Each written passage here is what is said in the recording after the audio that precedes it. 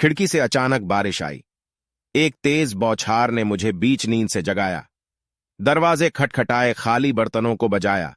उसके फुर्तीले कदम पूरे घर में फैल गए। वह कांपते हुए घर की नींव में धंसना चाहती थी। पुरानी तस्वीरों, टूटे हुए छातों और बक्सों के भीतर पहुंचना चाहती थी। तहाए हुए कपड़ों को बिखराना चाहती थी। वह मेरे बचपन में बरसना चाहती थी, मुझे तरबतर करना चाहती थी। स्कूल जाने वाले रास्ते पर बारिश में एक एक कर चेहरे भीगते थे, जो हमउम्र थे। पता नहीं कहां तितर बितर हो गए थे।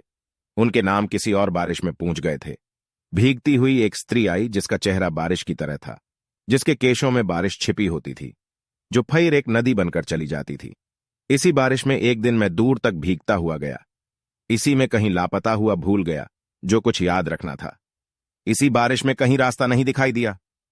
इसी में बूढ़ा हुआ जीवन समाप्त होता हुआ दिखा। एक रात मैं घर लौटा। जब बारिश थी, पिता इंतजार करते थे। मां व्याकुल थी। बहनें दूर से एक साथ दौड़ी चली आई थीं। बारिश में हम सिमटकर पास पास बैठ गए। हमने पुरानी तस्वीरें देखीं, जिन पर कालिख लगी थी, शीशे टूटे थे। बारिश बार बार उन चेहरों को बहाकर ले जाती थी। बारिश में हमारी जर्जरता अलग तरह की थी। पिता की बीमारी और मां की झुर्रियां भी अनोखी थीं। हमने पुराने कमरों में झांक कर देखा।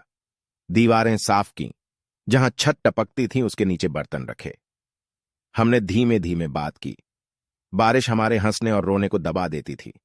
इतने घने बादलों के नीचे हम बार बार प्रसन्नता के किसी किनारे तक जाकर लौट आते थे।